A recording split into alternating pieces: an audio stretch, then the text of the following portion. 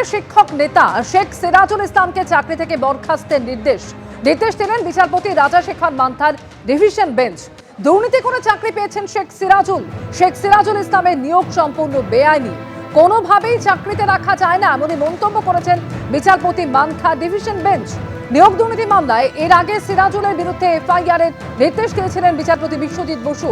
FIR এর প্রভাব যাতে চাকরিতে না পড়ে আর্জি জানিয়ে আদালতের দ্বারস্থ হয়েছিলেন সিরাজুল। শিবপুর দীনবন্ধু ইনস্টিটিউশনের জীবন বিজ্ঞানের শিক্ষক ছিলেন শেখ সিরাজুল ইসলাম।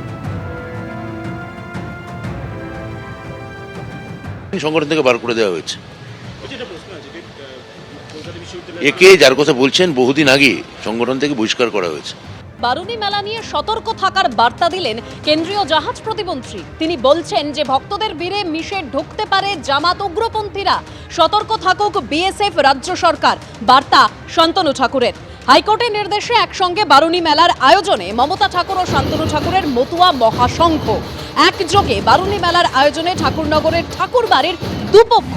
তৃণমূল সাংসদ মমতা ঠাকুরকে প্রণাম হরিণঘাটার বিজেপি বিধায়ক অসীম সরকারের।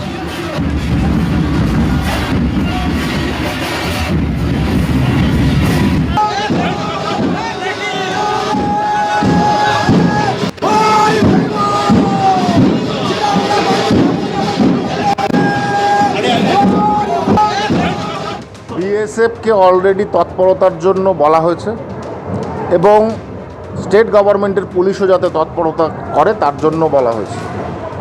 কেননা এত বড় একটা জমায়েত, এখানে যে কোনো উগ্রপন্থীবাদ, জামাতপন্থীবাদ এরা এখানে সমস্যা তৈরি করতেই পারে, কারণ এটা একটা ধর্মীয় আধারে মেলা হচ্ছে এবং সম্পূর্ণভাবে আমাদের সনাতনী কালচারের।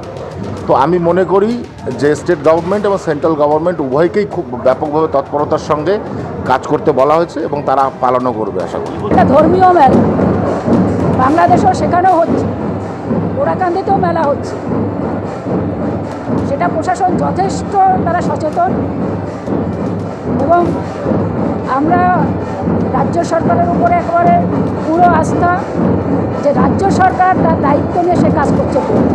এবার ইঙ্গিতপূর্ণ মন্তব্য করেছেন যোগী আদিত্যনাথ। 100 হিন্দু পরিবারের মধ্যেও সুরক্ষিত একটি মুসলমান পরিবার। 100 জন মুসলমানের মধ্যে কি 50 জন হিন্দু সুরক্ষিত?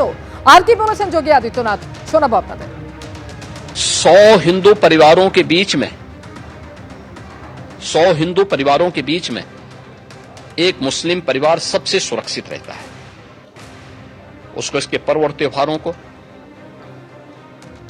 उसको अपने सभी मजहबी कर्मों को करने के लिए, या जिस मत और मजहब या संप्रदाय या सेक्ट का न्यायी होगा उसको उस परंपरा के अनुसार अपने सारे धार्मिक मान्यताओं या उपासना विधि को पूरी स्वतंत्रता होती है।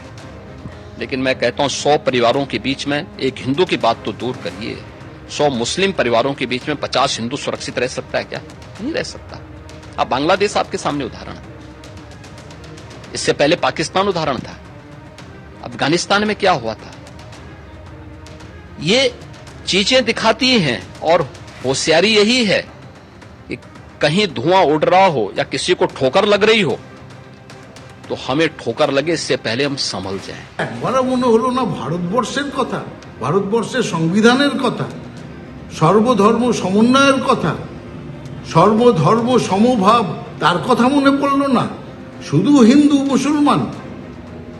এটা খুব দুঃখজনক এবং সংবিধানের শপথ নিয়ে এই রকম মন্তব্য করা যে ভারতবর্ষের এক জায়গায় হিন্দুরা সেফ নয়, আনসেফ, নিশ্চিন্তে থাকতে পারে না, যোগী আদিত্যনাথের এই বক্তব্যে এটা মেনে নেওয়া যায় না, তাও স্বাধীনতার ৭৬ বছর পরে।